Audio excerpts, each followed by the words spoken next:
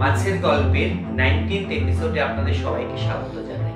আমরা আজকে একটা খুব গুরুত্বপূর্ণ টপিক নিয়ে আলোচনা করব এবং আপনাদের টিপসটা বলবো। সেটা হচ্ছে, আমরা যারা প্রায় হ্যাচারিতে বাচ্চা ব্রিড করি, আমরা একটা সমস্যা ফেস করি, সেটা হচ্ছে বাচ্চার হ্যাচিং পার্সেন্টেজ ইমপ্রুভ করা যায় না। তার জন্য আমরা বিভিন্ন রকমের প্রোডাক্ট ব্যবহার করি, বিভিন্ন ধরনের জলের ট্রিটমেন্ট ব্যবহার করি। বাট আজকে আপনাদের আমরা একটা সহজ সিস্টেম বলবো, যার মাধ্যমে আমরা বাচ্চাদের সার্ভাইভাল রেট এবং হ্যাচিং পার্সেন্টেজ ইমপ্রুভ করতে পারি।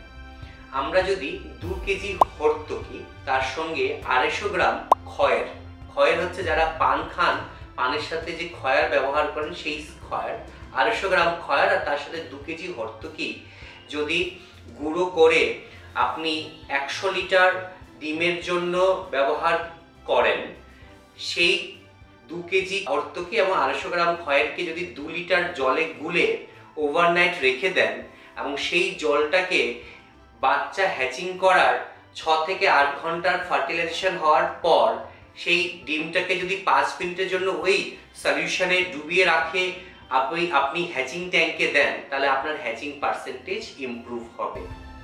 এবং এই সিস্টেমের মাধ্যমে আপনারা যে কোনো মাছের যাদের ডিম হ্যাচিং হচ্ছে না বা হ্যাচিং এর সমস্যা হচ্ছে, বাচ্চা সার্ভাইভাল ইমপ্রুভ হচ্ছে না, এই পদ্ধতির মাধ্যমে আপনারা হ্যাচিং পার্সেন্টেজ এবং সার্ভাইভাল ইমপ্রুভ করতে পারেন।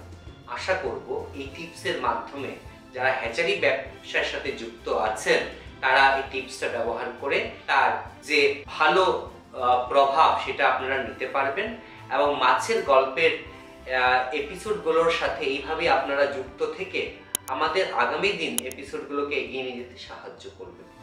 নমস্কার।